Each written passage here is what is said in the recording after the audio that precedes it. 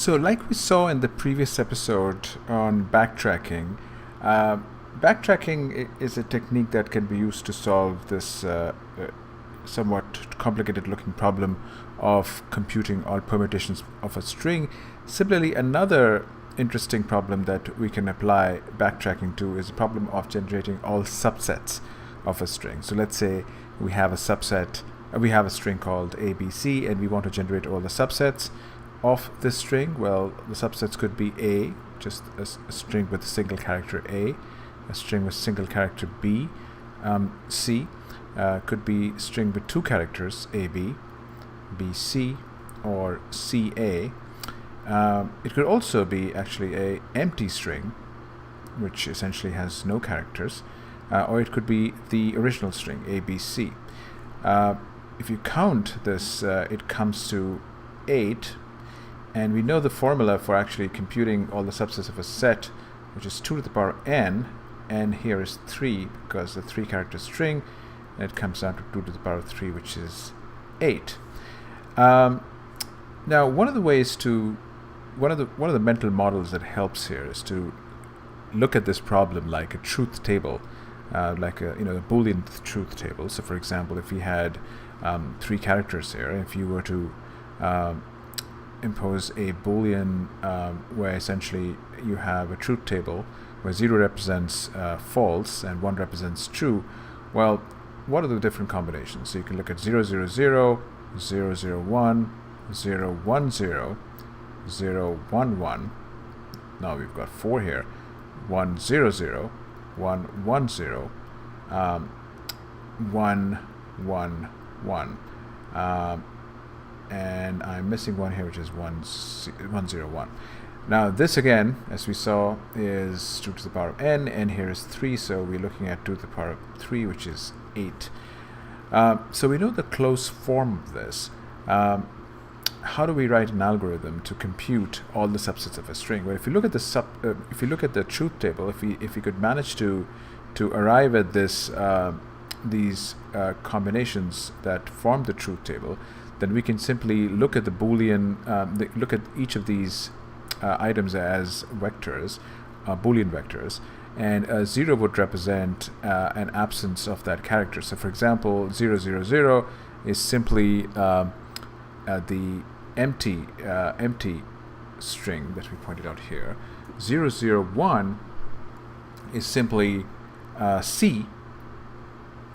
0, 1, 0 would be B. 0, 1, 1 would be BC. 1, 0, 0 would be A. 1, 1, 0 would be AB. You get the idea. So how do we then generate this truth table? Well, one of the ways to model a truth table problem itself would be to model it as a tree traversal problem. And since there are only 2 candidates here, 0 and 1, the tree actually is quite simple. It's essentially at every stage, every step, we only have choice of 2 candidates. Similarly for 1, 0, 0, 1. So you can look at this now. What is the height of the tree? Well, the height of the tree essentially is the number of characters we're looking at. So this is again 3.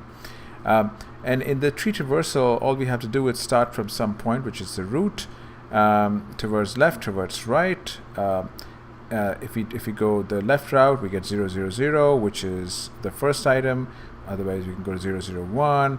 We can go to 0, 1, 1. Or we can go to 0, 1, 0. Similarly, we can do traversal 1, 0, 1, and so forth on the right hand side. So how do we accomplish this tree traversal? Well, recall that in the previous episode we saw how backtracking works, and if you're given this sort of a graph or a tree model, mental model, A, B, and C, well, you write the template, the general template for a backtracking problem surrounds given the original string, which is with original string and a solution vector.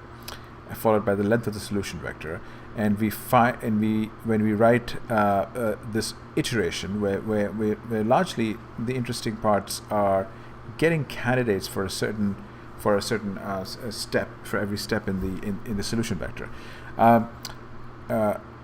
The details of this algorithm are in the previous lecture where we discuss all permutations of a strings, but let's see how we can just simply use this backtracking template to compute all subsets of a string.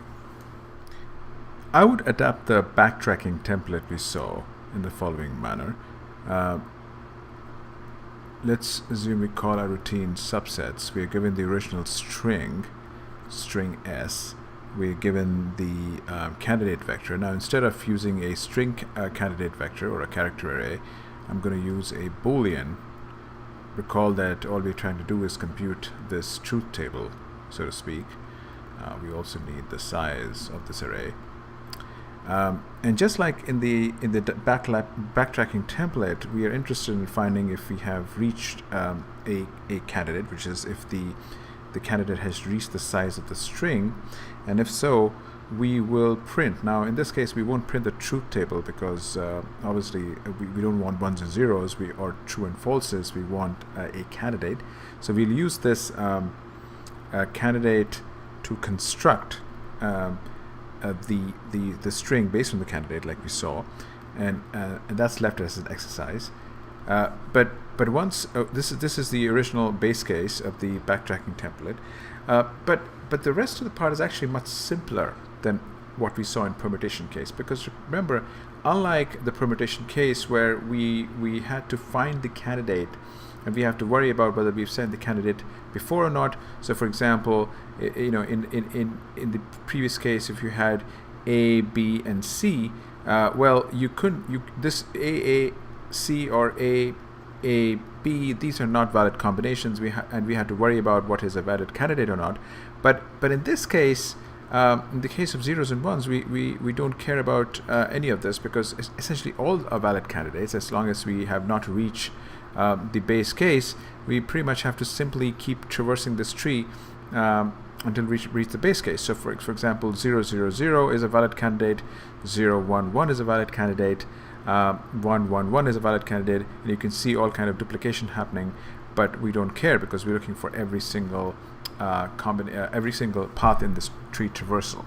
So all we have to do essentially is to look at both possible candidates. First, we choose the candidate at position K to be essentially true, which represents 1 in our example, and then we explore.